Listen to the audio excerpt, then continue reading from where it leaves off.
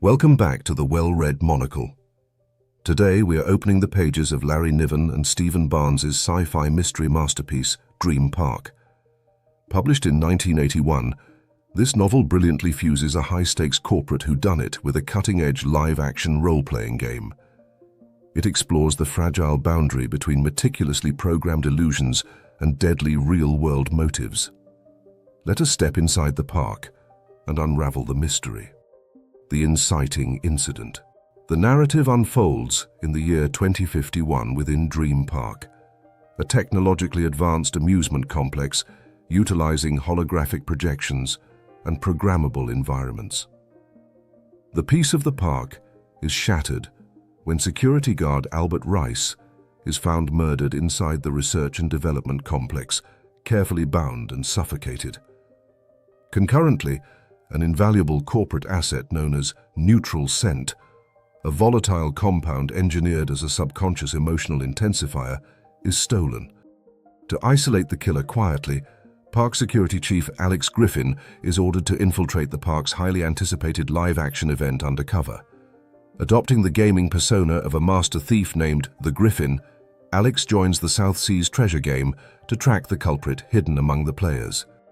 The South Seas treasure game. The event is a grueling tactical contest between the legendary law master Chester Henderson and the brilliant competitive game master Richard Lopez. Operating from Game Central, Lopez subjects the players to an immersive simulation rooted deeply in Melanesian Cargo Cult mythology.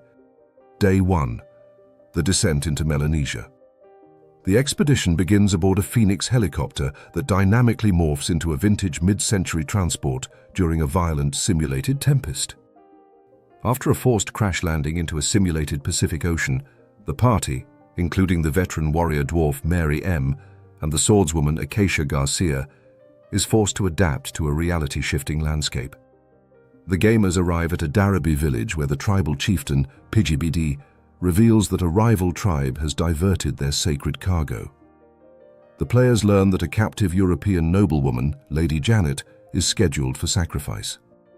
During a feast, Pijibidi attempts to demonstrate his ancestral magic. The incantation backfires, triggering a fatal ambush by giant hornbills, and the chief dies gasping a final warning regarding the rival Four tribe. The Riddles of Yali.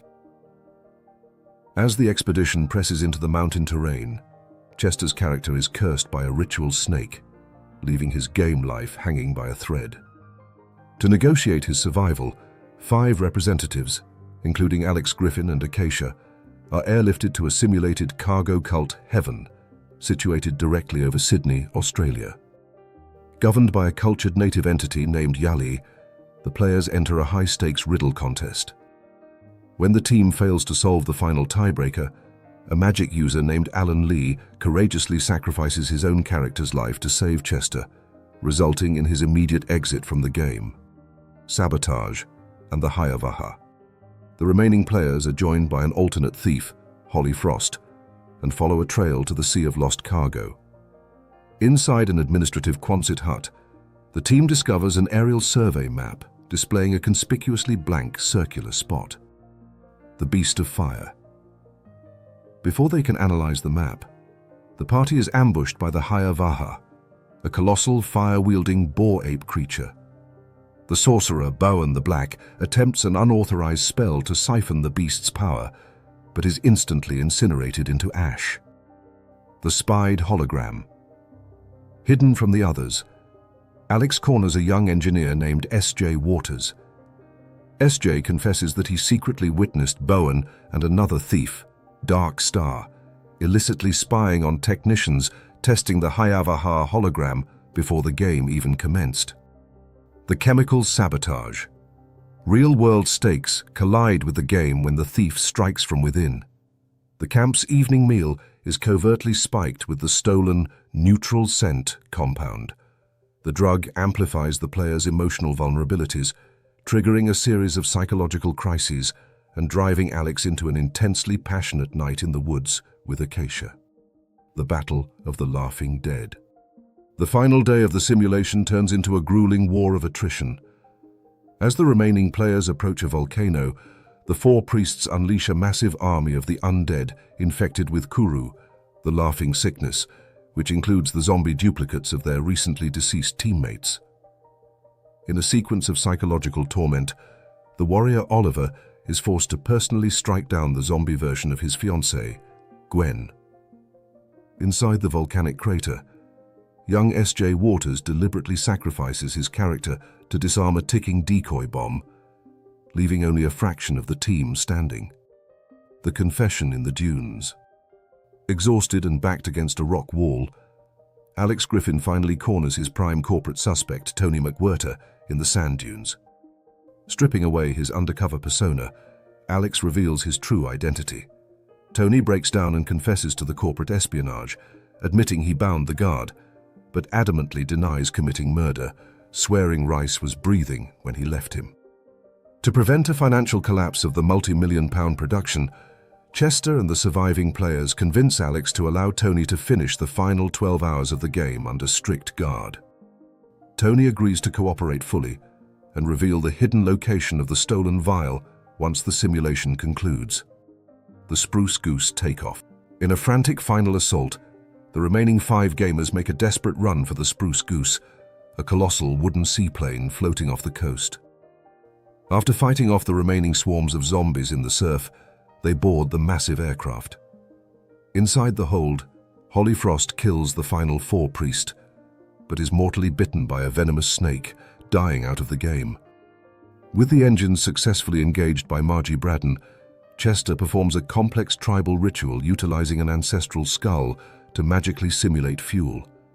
The massive wooden craft roars to life, lifting off into the clouds, just as the game clock officially expires.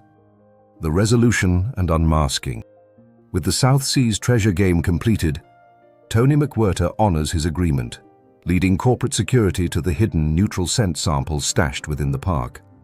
However, Alex Griffin's real-world investigation culminates in a final confrontation within the director's office. The true motive. Alex bypasses the corporate thieves to unmask the true murderer, the park's chief psychologist, Skip O'Brien. Griffin reveals a dark chain of blackmail. Years earlier at university, a co-ed named Sonia Prentice had committed suicide via a drug overdose inside Albert Rice's apartment.